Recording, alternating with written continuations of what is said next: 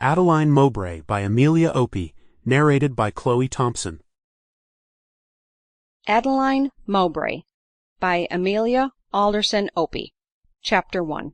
In an old family mansion situated on an estate in Gloucestershire, known by the name of Rose Valley, resided Mrs Mowbray and Adeline, her only child. Mrs Mowbray's father, Mr Woodville, a respectable country gentleman, married, in obedience to the will of his mother, the sole surviving daughter of an opulent merchant in London, whose large dower paid off some considerable mortgages on the Woodville estates, and whose mild and unoffending character soon gained that affection from her husband after marriage, which he denied her before it. Nor was it long before their happiness was increased, and their union cemented by the birth of a daughter, who, continuing to be an only child, and the probable heiress of great possessions, became the idol of her parents, and the object of unremitted attention to those who surrounded her. Consequently, one of the first lessons which Editha Woodville learnt was that of egotism, and to consider it as the chief duty of all who approached her to study the gratification of her whims and caprices. But, though rendered indolent in some measure by the blind folly of her parents, and the homage of her dependents, she had a taste above the enjoyments which they offered her. She had a decided passion for literature,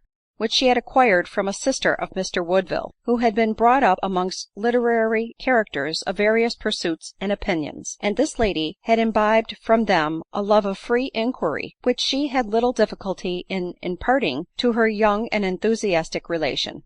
But alas! that inclination for study, which, had it been directed to proper objects, would have been the charm of Miss Woodville's life, and the safeguard of her happiness, by giving her a constant source of amusement within herself, proved to her, from the unfortunate direction which it took, the abundant cause of misery and disappointment. For her, history, biography, poetry, and discoveries in natural philosophy had few attractions, while she pored with still unsatisfied delight over abstruse systems of morals and metaphysics, or new theories in politics. And scarcely a week elapsed in which she did not receive from her aunt's bookseller in London various tracts on these her favorite subjects. Happy would it have been for Miss Woodville if the merits of the works which she so much admired could have been canvassed in her presence by rational and unprejudiced persons; but her parents and friends being too ignorant to discuss philosophical opinions or political controversies, the young speculator was left to the decisions of her own inexperienced enthusiasm.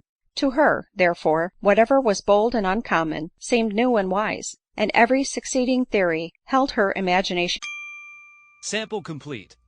Ready to continue?